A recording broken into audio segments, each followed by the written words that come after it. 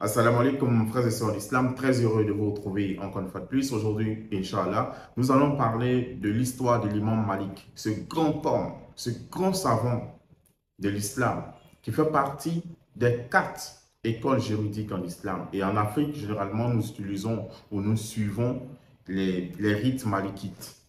Subhanallah. Mais l'histoire de l'imam Malik, qu'Allah l'agrée, commence avant même sa naissance. Lorsque son père Anas décide de marier une femme, mais pour lui, il veut marier la plus belle des femmes. Subhanallah. Écoutez bien cette histoire. Et tout le monde lui dit, c'est cette dame-là la plus belle.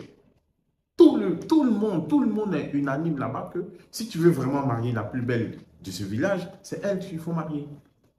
Mais vu qu'elle se voile intégralement, il ne voit pas son visage.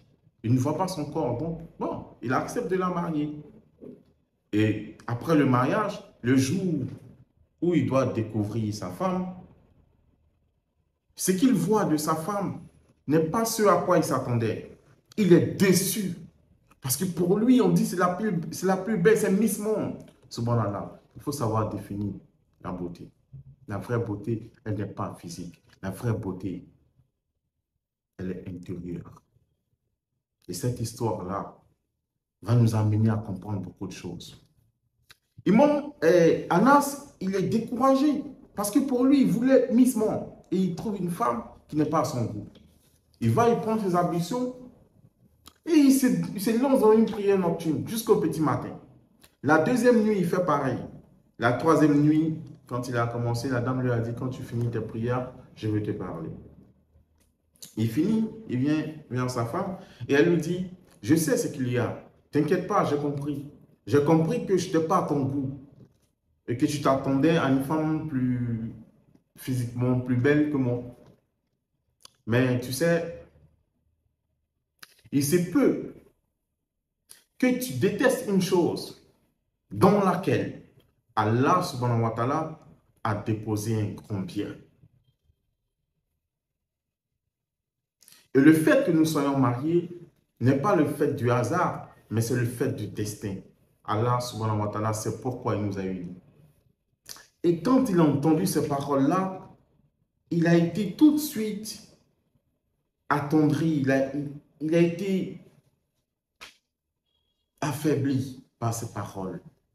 Et cette nuit-là, il s'est approché de sa femme. Et au petit matin, quand il est revenu encore dans ses pensées, il n'a pas pu supporter. Il a fait ses bagages, paf, et il a disparu de la nature. Le monsieur Anas, le père de l'imam Malik, il part à l'aventure. Plus de 20 ans. Il ne se retourne même pas pour penser qu'il a une femme derrière. Il est parti, talas. Mais Allah, dans sa grandeur, il fait que ce jour-là où il a approché sa femme pour la seule fois, Allah subhanahu wa ta'ala a fait descendre une grossesse. Et la dame, elle accouche de l'imam Malik, elle éduque l'imam Malik, elle lui donne une éducation religieuse et elle lui enseigne le Coran. Imam Malik, par la suite, devient l'un des plus grands savants de la Mecque. Subhanallah. Et il enseigne les gens. Et Anas, le père d'Imam Malik, après plus de 20 ans d'aventure, retourne sur ses pas. Quand il arrive dans la ville, il prend ses ablutions, il se dirige à la mosquée. Il fait 2 rakats surrogatoires et il se rend compte qu'il y a un jeune qui est là, qui prêche la parole d'Allah et l'assemblée est grande en train de l'écouter prêcher. Et après, il vient, il demande des bénédictions, il fait des doigts pour les gens. Et lui-même, il est séduit par ce jeune homme-là, par le savoir de ce jeune homme, Imam Malik. Et il s'approche de lui. Il dit, bonjour mon fils, bonjour imam, salam alaikum.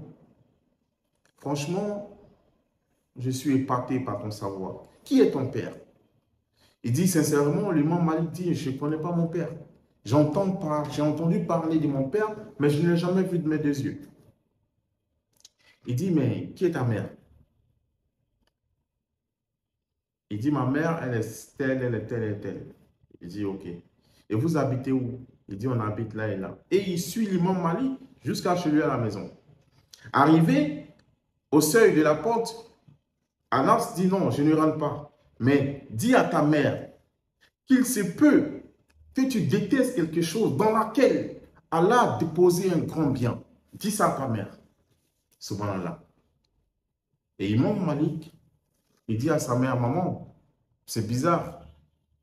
Un monsieur m'a approché à la mosquée après mon prêche et on est venu ensemble, il m'a suivi jusqu'ici et il m'a dit de te dire qu'il se peut que Allah, qu'on déteste une chose dans laquelle Allah a déposé un grand bien.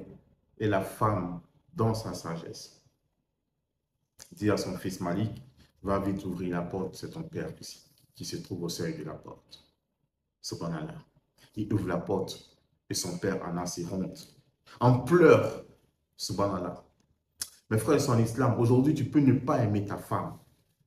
Mais ta femme va te donner un enfant qui va te sortir de certaines situations.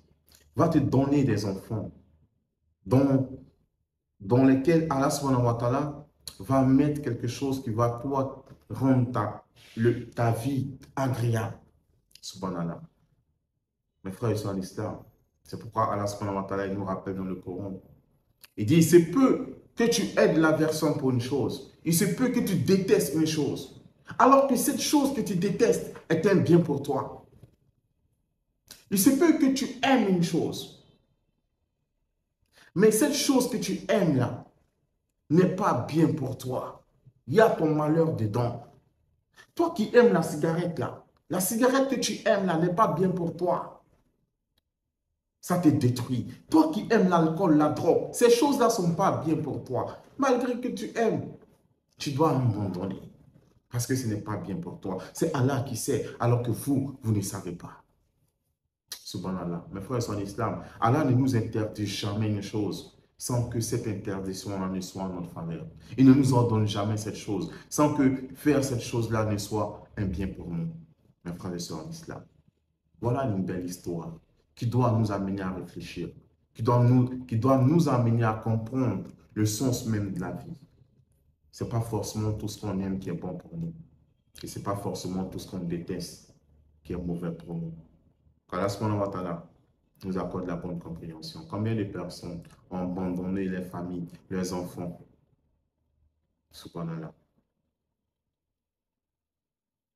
Le lien des sangs est tellement fort qu'il ne faut pas le briser. À chaque fois qu'un lien de sang est brisé, le trône d'Allah tremble à cause de sa colère. Et les personnes qui brisent les liens de sang ne sentiront même pas l'odeur du paradis. Subhanallah. Qu'Allah subhanahu wa ta'ala nous accorde la bonne compréhension, qui nous guide sans cesse le droit chemin, qui fasse de nous des bons musulmans, des musulmans pieux et sincères. J'ai été très heureux d'être en votre compagnie. J'espère que cette histoire vous a plu et que cette histoire va vous, Inch'Allah, vous enseigner beaucoup de choses. Et on va demander à notre Seigneur de nous guider sans cesse le droit chemin, de faire de nous des bons musulmans, des musulmans pieux et sincères. Sur ce, je vous dis assalamu alaikum et à très bientôt, Inch'Allah.